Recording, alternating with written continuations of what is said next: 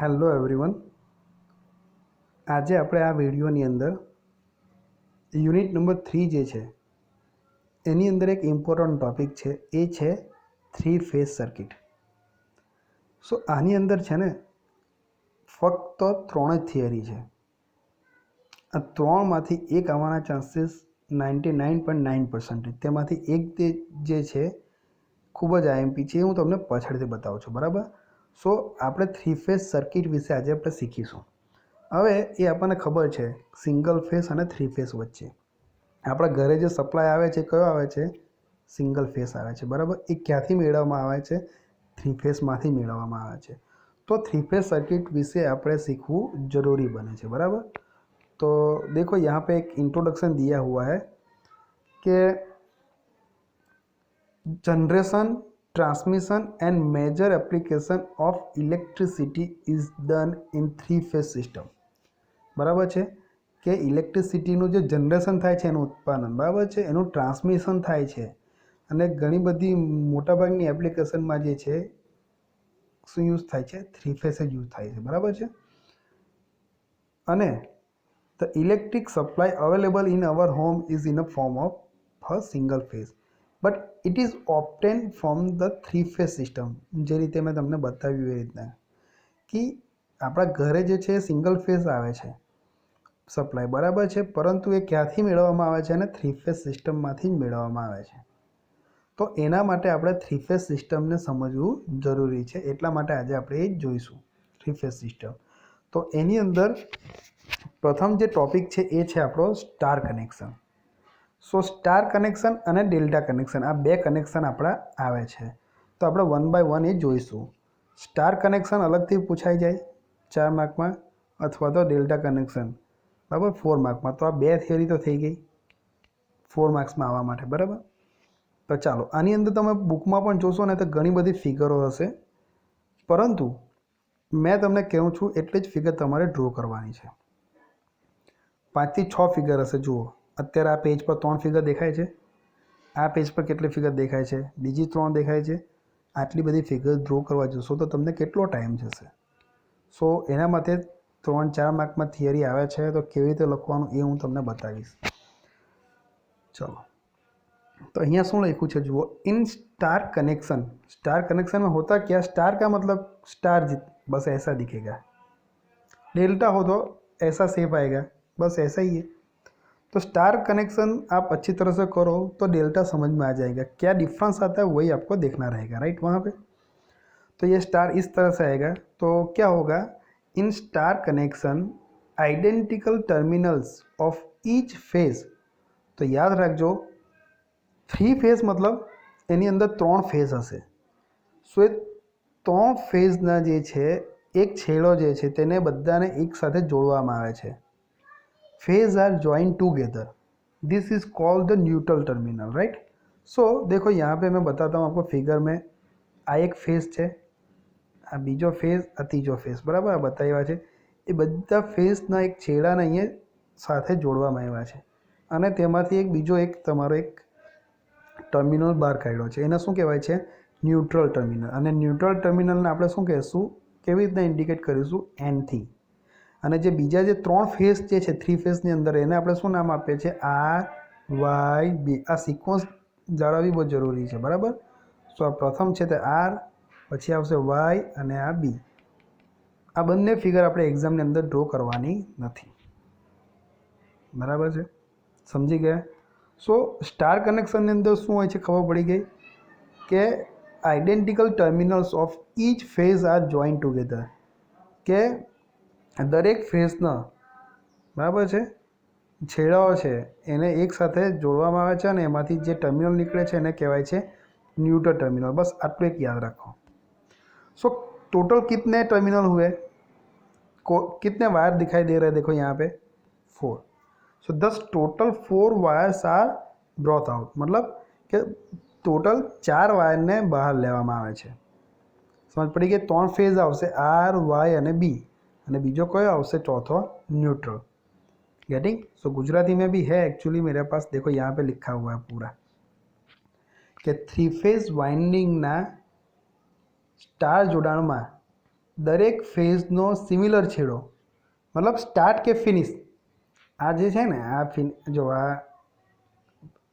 આવે બરાબર, તો આને આપણે સ્ટાર્ટ કે ને અહીંયા તમારો ફેઝ કેવો થઈ જાય ફિનિશ, તો સ્ટાર્ટ અથવા તો ફિનિશ બધાનો ફિનિશ લેવું કાં તો બધાનો સ્ટાર્ટ લેવું, બરાબર છે. સો બધાનો એક આઈડેન્ટિકલ મતલબ સરખો છેડો જે છે સિમિલર, એને બધાને સાથે જોડવામાં આવે છે અને એક કોમન કરેલ છેડાને શું કહેવામાં આવે છે? ન્યુટ્રલ છેડો કહેવામાં આવે છે. સો આમ કુલ 4 વાયર બહાર નીકળે છે. આટલું આપણે જોયું. આ બંને ફિગર આપણે ડ્રો કરવાની નહીં. કરીશું તો શું? તો જો એક્ઝામની અંદર ક્વેશ્ચન કેવો પૂછાય છે, જો અહીંયા આપ્યું છે, 2 વાર પૂછાયેલું છે, એકચ્યુઅલી ઘણી વાર પૂછાયું છે. સ્ટાર જોડાણમાં વોલ્ટેજના સંબંધો, relation of voltage in star connection, relation પાવરનું ઇક્વેશન પૂછે, કરંટનું પૂછે સ્ટાર કનેક્શનમાં, તો આપણે આ ફિગર ડ્રો કરવાની મેઇન. આના ઉપરથી આ બધું લખવાનું છે, બરાબર છે. તો ચાલો, relation of voltage in star connection મતલબ સ્ટાર કનેક્શનમાં જે વોલ્ટેજ અલગ અલગ આવે છે એના રિલેશન, એ વચ્ચેના સંબંધો શું છે? ઓકે, સ્ટાર જોડાણમાં વોલ્ટેજના સંબંધો આપણે જોવાના છે. આ જ આઈએમપી છે. આ જ ક્વેશ્ચન આવી રીતે જ તમારા જીટીયુ એક્ઝામમાં પૂછાય છે, બરાબર. તો ચાલો, આ તો આપણે જોઈશું. સ્ટાર કનેક્શન છે એટલે આપણે 3 ફેઝ લેશું, એટલે કે 3 વાઇન્ડિંગ લેશું આપણે. કોઈ એક તો આ છે તમારી, આ બીજી અને આ ત્રીજી.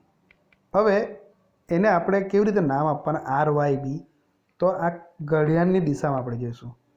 આ જે સૌથી ઉપરનું છે એને આપણે આર કહીશું, પછી અહીંયા આને કહીશું વાય અને આ બી. એટલે આપણે આટલું ડ્રો કરી દીધું. 3 છેડા આ રીતના લંબાવી દેવાના, બરાબર. એટલે આ આર થઈ ગયો, વાય અને બી. આ બધા જ્યાં જોડાયા છે તેમાંથી એક છેડો લઈ લેવો, એ આપણો થઈ ગયો ન્યુટ્રલ. અહીંયા લખ્યું જ છે ન્યુટ્રલ.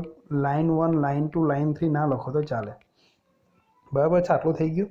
હવે જુઓ, આ બધું જે કરંટ લખ્યા છે ને, આ બધું જે લખ્યું છે ને, આ બધું કેવી રીતે આવે છે હું તમને બતાવું છું.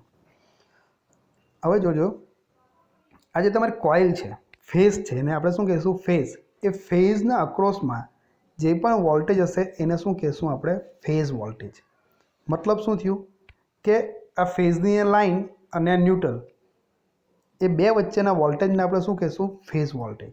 તો જુઓ, આ બે વચ્ચેનો વોલ્ટેજ છે એ તમારો આ બે વચ્ચે લાઈનનો, પછી આ બે વચ્ચેનો અને આ બે, મતલબ ન્યુટ્રલ અને લાઇન વચ્ચેનો જે વોલ્ટેજ હશે, મતલબ કે આ દરેક ફેઝના અક્રોસમાં જે બી વોલ્ટેજ હશે તેને આપણે શું કહીશું? Phase voltage. સો એને ઇન્ડિકેટ કેવી રીતના કરીશું? આ આર ફેઝ છે તો તેના અક્રોસમાં વોલ્ટેજને આપણે શું લખીશું? E R. વોલ્ટેજનો ઈ ફેઝનો, અને કયો ફેઝ છે? R phase. તેવી જ રીતે આ વાય છે તો અહીંયા ઈ આર ના આવશે, અહીંયા પ્રિન્ટિંગ મિસ્ટેક થઈ છે, અહીંયા આરની જગ્યાએ શું આવશે? વાય આવશે, ઈ વાય, બરાબર છે.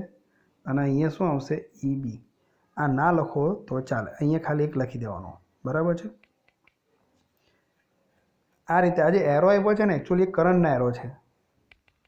અહીંયા આ રીતના એરો નહીં આપવાનો, આપણે ખબર પડી ગઈ. અહીંયા એરો ના આપવાનો, આ ઈ આર, અહીંયા શું આવશે? ઈ વાય, અહીંયા શું લખવાનું? ઈ બી. એકચ્યુઅલી આ કરંટ છે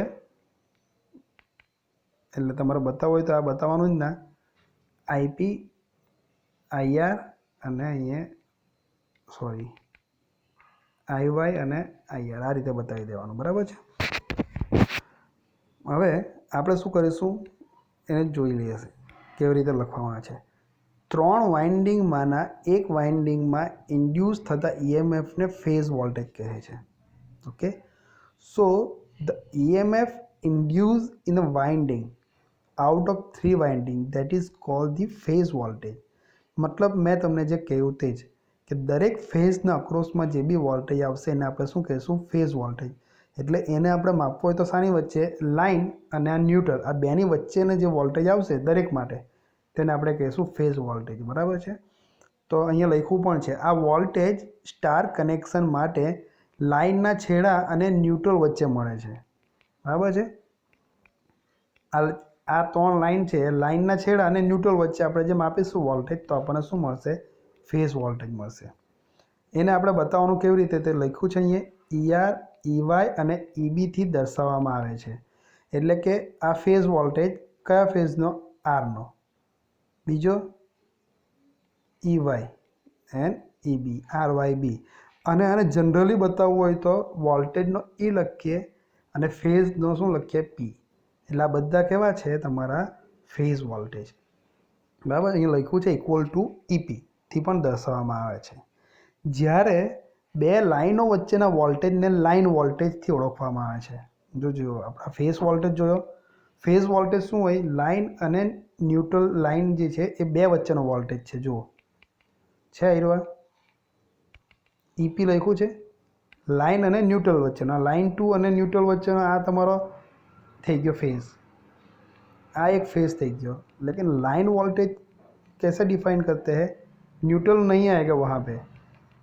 ये लाइन 1 एंड लाइन 2 के बीच में जो होगा वो लाइन वोल्टेज, लाइन 2 लाइन 3 के बीच में, लाइन 1 एंड लाइन 3 के बीच में, ये तीनों लाइन के बीच में जो वोल्टेज आएगा उसको बोलते हैं लाइन वोल्टेज.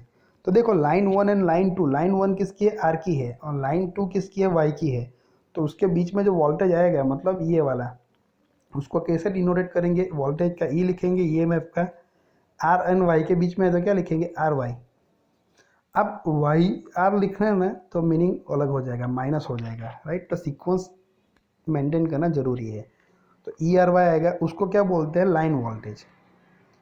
अब दूसरा करना है तो दूसरा भी कर सकते हो. देखो यहाँ पे लाइन वोल्टेज बताया है, ये लाइन 1 एंड लाइन 2 के बीच में जो है वो E R Y. Line 2 and 3 के बीच में मतलब वाई एंड बी के बीच में तो क्या लिखेंगे? E Y B. Similarly line 1 and line 3 के बीच में तो ये सीक्वेंस है R Y B. R Y आया, वाई बी आया, बाद में बी आर लिखेंगे. तो देखो है बी आर, मतलब ये लाइन 1 एंड लाइन 3 के बीच में जो वोल्टेज आएगा उसको बोलेंगे ई बी आर. ये तीनों जो है मैं सर्कल कर रहा हूँ अभी, है ये तीनों, ये दो लाइन के बीच में, उसमें न्यूट्रल नहीं आएगा. तीनों को क्या बोलते हैं? Line voltage. तो उसको इंडिकेट करना है तो लाइन को क्या करेंगे? ई एल बोलेंगे. फेज को करना है तो हम क्या बोलेंगे? EP, phase voltage. Line voltage को ईएल. तो ये तीनों को हमें डिनोटेट करना है तो हम ईएल से कर सकते हैं. देखो यहाँ पे लिखा हुआ है, देखो E R Y, E Y B and E B Y R line voltage, उसको ईएल भी बोलते हैं, राइट. सो ये हमारा क्या हो गया? Phase voltage EP. और ये हमारे क्या हो गए? Line voltage. अब देखो यहाँ पे क्या होता है स्टार कनेक्शन में, मैं यहाँ पे बता देता हूँ. ये जो करंट है फेज करंट, मानो कि ये आर फेज में से जो करंट पास होता है उसको बोल दिया है आई आर. तो ये आई पी लिखा है, उसकी जगह पे हम आई पी लिखो तब भी चलेगा, या तो आई आर लिखो तब भी चलेगा. सो ये जो करंट है वो मान लो कि आई आर है, आर फेज में से पास होता करंट. ये जो है वो है हमारा आई वाई है, मतलब वाई फेज में से पास होता करंट. और ये जो है वो क्या है? आई बी है. तो देखो ये लाइन में से जो करंट पास होता है उसको बोलते हैं लाइन करंट. और ये जो फेज में से जो पास होता है उसमें से जो करंट पास होता है उसको बोलते हैं फेज करंट. तो देखो ये फेज में से जो भी करंट आएगा वही ये लाइन में जाने वाला है, ये फेज में से जो भी आएगा वही ये लाइन में जाने वाला है. सिमिलरली ये जो बी फेज में से जो भी करंट आएगा वही ये लाइन 3 में से जाने वाला है. मतलब क्या हुआ? ये एक इम्पोर्टेंट बात कि स्टार कनेक्शन के अंदर जो फेज करंट है वही क्या हो जाएगा? हमारा लाइन करंट. मतलब करंट तो दोनों है, दोनों सेम है. फेज करंट को हम क्या बोलेंगे? आई पी, और लाइन करंट को क्या बोलेंगे? I L. तो लाइन करंट इक्वल टू क्या आ जाएगा? Phase current. So star connection के अंदर करंट जो है line current and phase current दोनों कैसे रहते हैं? सेम रहते हैं. ये आप याद रखना. लेकिन वोल्टेज सेम नहीं रहते, वो हमने यहाँ पे दिखाया है, राइट. ये हमारा सारा क्या हो गया? Phase voltage. और ये हमारे क्या हो गए? Line voltage. अब हमें मेन क्या करना है? ये जो phase voltage and line voltage जो आया ना, समझ में आ रहा है? ये वाला, ये फेज वोल्टेज, ये हमारा लाइन वोल्टेज. तो ये दोनों के बीच का जो रिलेशन है, ये બે વચ્ચેનો જે સંબંધ છે ને એ જ આપણે બતાવવાનો છે. કરંટ વચ્ચે તો આવવાનો જ નહીં. આ આઈ એલ અને આ આઈપી मान लो phase current and line current, આ બે વચ્ચેનો રિલેશન આવવાનો ના. એ બંને તો કેવા છે? સરખા જ છે. કયા કનેક્શન માટે?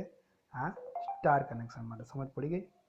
चलो, तो हम क्या करते हैं अब, ये जो रिलेशन है वोल्टेज का वो लाने की ट्राई करते हैं. तो उसके लिए हमें क्या ड्रॉ करना पड़ेगा, एक वेक्टर डायग्राम। तो वेक्टर डायग्राम कैसे ड्रॉ करेंगे, यहाँ पे लिखा है लेकिन मैं आपको फिगर में डायरेक्ट बताता हूँ।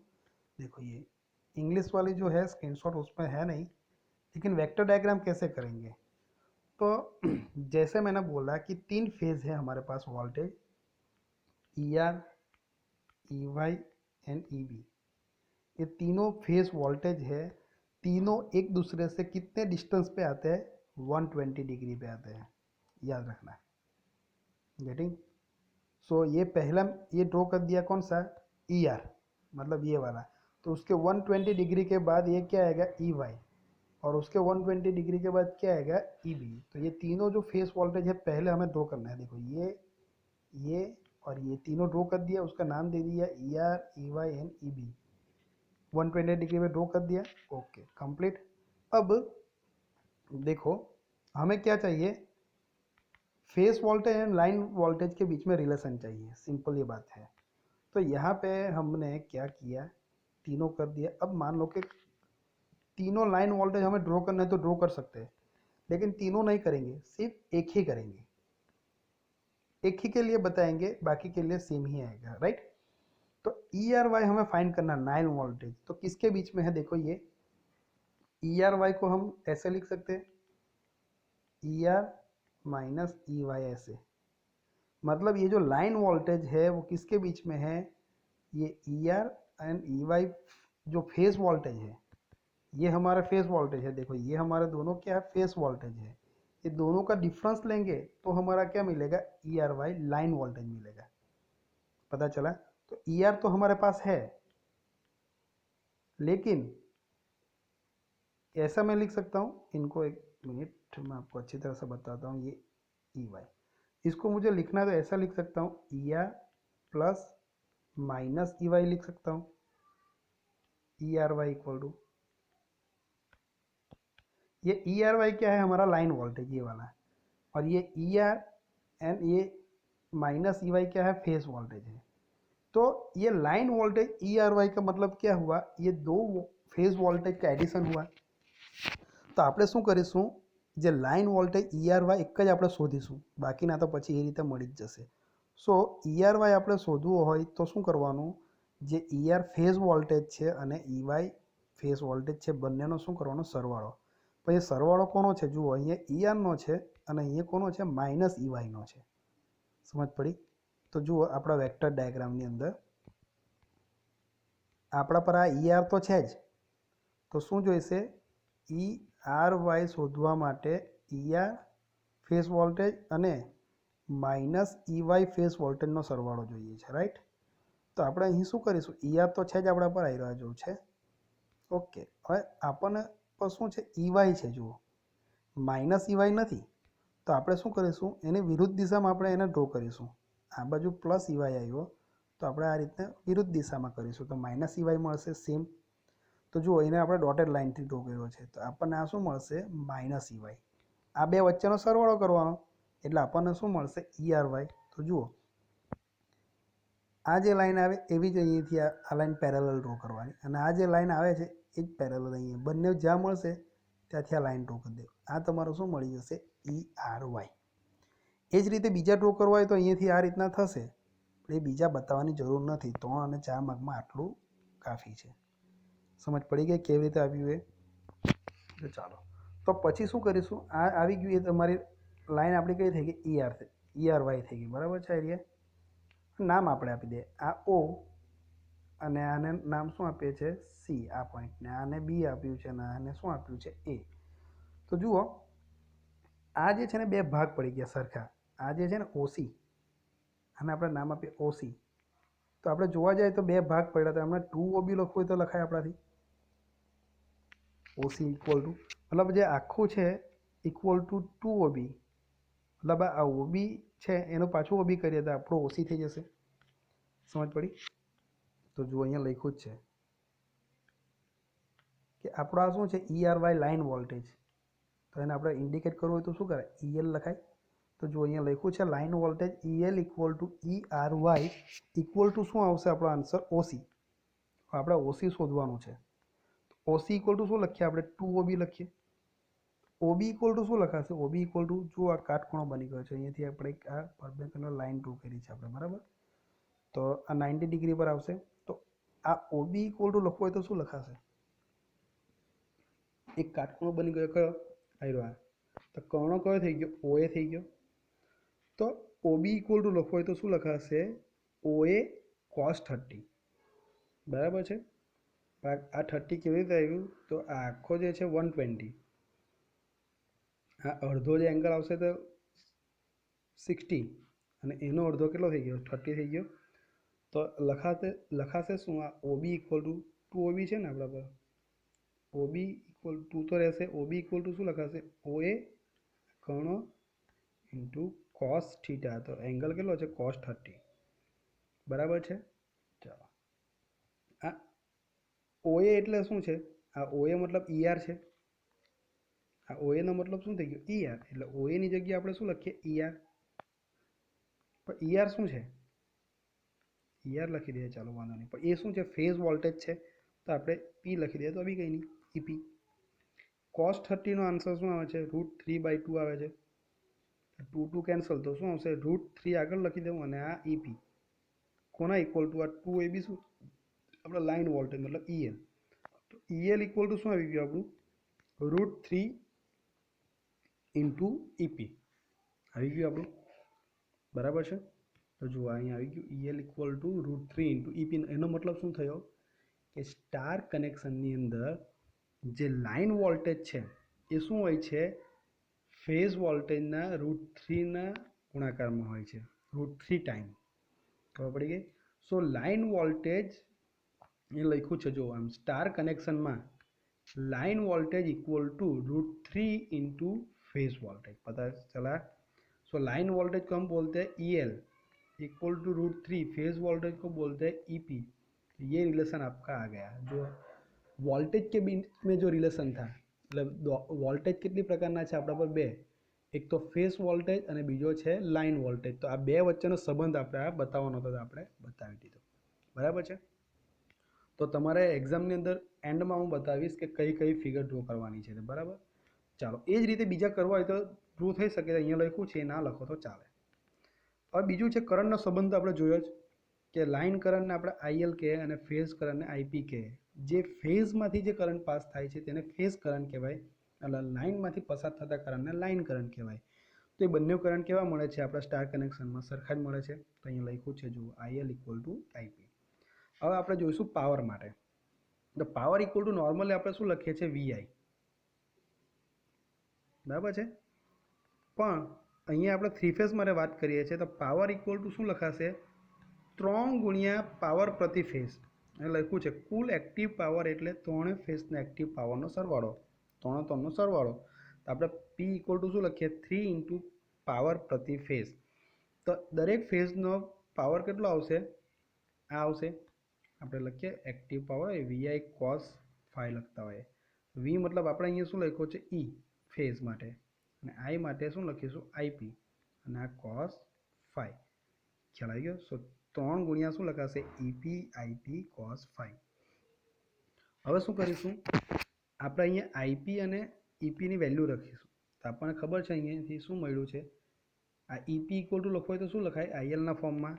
આ √3ને નીચે લઈ લો તો શું લખાશે? ઈએલ બાય √3 લખાશે, અને આઈપીની જગ્યાએ શું લખાશે? આઈએલ. એ બંને કરંટ કેવા છે? સરખા. એ મૂકી દઉં. તો જો 3 અહીંયા છે ને અહીંયા √3 છે, તો √3 કેન્સલ, તો અહીંયા ઉપર શું રહેશે? √3 રહેશે, બરાબર ને? 3 એટલે લખાય ને, √3 ઇન્ટુ √3 લખાય. તો એક √3 કેન્સલ થઈ જશે અને એક રહી જશે, બરાબર? તો પી ઇક્વલ ટુ આન્સર કેટલો આવશે? √3 ઈએલ આઈએલ કોસ 5, લાઇનના ટર્મમાં. સમજ પડી ગઈ? પછીનું આગળનું આપણે જોવાનું નથી. મોટે ભાગે તો આપણે જે સંબંધો છે આટલું જ આપણે મેઇન તો બતાવવાનું છે. આ તમારે યાદ રાખવું હોય તો રાખી શકાય, કારણ કે આ જે આપણે બતાવ્યું છે એના પરથી જ ચાલે છે. મેઇન તો આ વોલ્ટેજનો સંબંધ આવી ગયો, ના કરંટનો સંબંધ આવી ગયો, બરાબર છે? ચાલો, હવે એક્ઝામની અંદર શું કરવાનું છે? જે રીતે કીધું તે આ તમારે લખવાનું છે આટલું. આ ફિગર 2 ડ્રો નથી કરવાની, ઓનલી આ એક ફિગર ડ્રો કરવાની. એની અંદર phase current, line current, phase voltage, line voltage, આ ચારે ચાર વસ્તુ જે છે એ તમારે અહીંયા બતાવી દેવાની આ ફિગરમાં. એક જ ઓનલી આ ફિગર ડ્રો કરવાની. સમજ પડી ગઈ?